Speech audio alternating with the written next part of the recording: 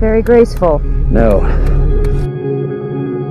Waktu, adakah yang bisa kita lakukan selain takluk terhadapnya? Jika ada, kemungkinan apa saja yang dapat kita terapkan padanya? Bukan sekedar berandai-andai, alur cerita film bergenre science fiction ini didasarkan pada teori-teori ilmiah tentang waktu yang relatif, anomali pada gravitasi, dan hukum-hukum ilmiah lain yang ada di alam semesta. Secara bersamaan, sang sutradara, yakni Christopher Nolan, mengemasnya dengan konflik yang dihadapi tokoh-tokoh dalam ceritanya, sehingga membuat film yang dirilis pada tahun 2014 ini terasa sangat berkesan, sentimental, dan menyentuh tanpa membuat konsep-konsep besar ilmiah tersebut terdengar membosankan. Seperti apa keseruan alur ceritanya? Inilah alur cerita film Interstellar.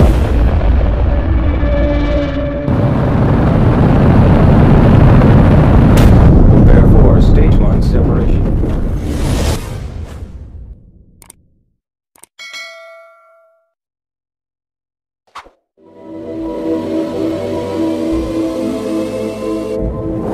Pada suatu waktu di akhir abad ke-21, persediaan makanan di bumi semakin menipis, tanaman pangan mulai sulit dibudidayakan, dan badai pasir terus terjadi dengan frekuensi yang mengkhawatirkan. Pemerintah telah menghapus militer, dan sekolah-sekolah menerapkan standar ujian untuk menentukan apakah seorang anak akan lebih sesuai untuk melanjutkan belajar dengan kuliah atau bekerja sebagai petani untuk memerangi kelangkaan pangan.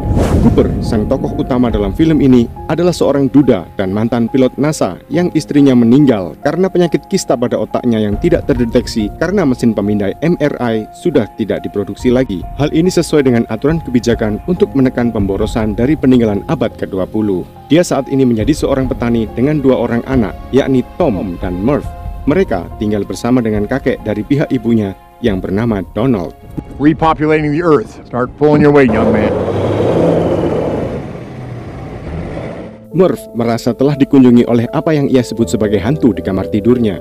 Buku-buku berjatuhan dari raknya, dan dia yakin hantu itu sedang berusaha berbicara kepadanya. Cooper memberitahunya bahwa hantu itu tidak nyata dan dia harus menggunakan sains untuk mengetahui apa yang sebenarnya terjadi. Wow, it's not very scientific. You gotta record the facts, analyze, get to the how and the why, then present your conclusions. Deal. Yeah. Segera setelah itu, badai pasir menyapu pertanian mereka. Jendela kamar tidur Murph terbuka, dan Cooper memperhatikan apa yang tercetak di lantai kamar itu sebagai kode biner yang dapat diuraikan akibat anomali gravitasi yang aneh. It's not Morse, Murph, it's binary. Cooper menerjemahkan kode biner tersebut dan mendapatinya sebagai serangkaian koordinat. Dia berangkat dengan truknya untuk mencari tahu kemana arahnya. Sementara itu, secara sembunyi-sembunyi, Murph telah ikut bersamanya. Mereka tiba di sebuah fasilitas bangunan berpagar tanpa tanda apapun, di mana mereka disambut oleh robot militer bernama TARS yang membuat Cooper pingsan. Don't be afraid. Cooper terbangun dan mendapati dirinya dan Murph berada di fasilitas rahasia NASA yang dipimpin oleh Profesor John Brand dan putrinya. Mereka juga bertemu dengan Doyle dan Ramilly, 2 astronot lain dalam program luar angkasa sama seperti dirinya. Profesor itu menceritakan bahwa setelah NASA menolak perintah dari pihak pemerintah untuk menjatuhkan bom ke warga sipil tak berdosa demi pengendalian populasi, mereka kini kembali beroperasi secara rahasia. Karena opini publik juga mengatakan bahwa penjelajahan luar angkasa pada saat kelangkaan pangan seperti saat ini hanyalah pemborosan dana. NASA mengklaim telah menemukan wormhole di dekat Saturnus yang sepertinya ditempatkan di sana oleh spesies tak dikenal yang disebut sebagai mereka. Hal tersebut menjanjikan kemungkinan bagi pesawat ruang angkasa NASA untuk melakukan perjalanan ke galaksi lain yang berisi dunia baru yang berpotensi untuk dihuni oleh umat manusia. NASA sebelumnya telah melakukan misi Lazarus dengan mengirimkan timnya ke dalam wormhole 10 tahun sebelum mendarat pada setiap planet dan mengumpulkan data yang diperlukan. Tahap selanjutnya dari misi tersebut adalah kembali melalui wormhole dan mencari tahu planet mana yang dapat dihuni, sehingga mereka dapat memenuhi salah satu atau kedua rencana besar Profesor Brand untuk menyelamatkan umat manusia.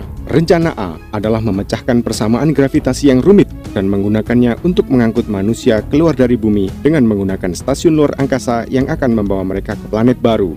Namun, jika rencana tersebut gagal, rencana B-nya adalah meninggalkan populasi bumi saat ini dan membuat koloni di planet baru dengan embrio dalam kriostasis. Profesor Brand percaya bahwa Cooper dipilih oleh spesies tak dikenal yang disebutnya sebagai mereka untuk memulai tahap berikutnya dari misi ini, karena mereka menempatkan anomali gravitasi itu di rumahnya. Sebagaimana mereka juga telah menempatkan wormhole dimanapun di luar angkasa sesuai keinginan mereka.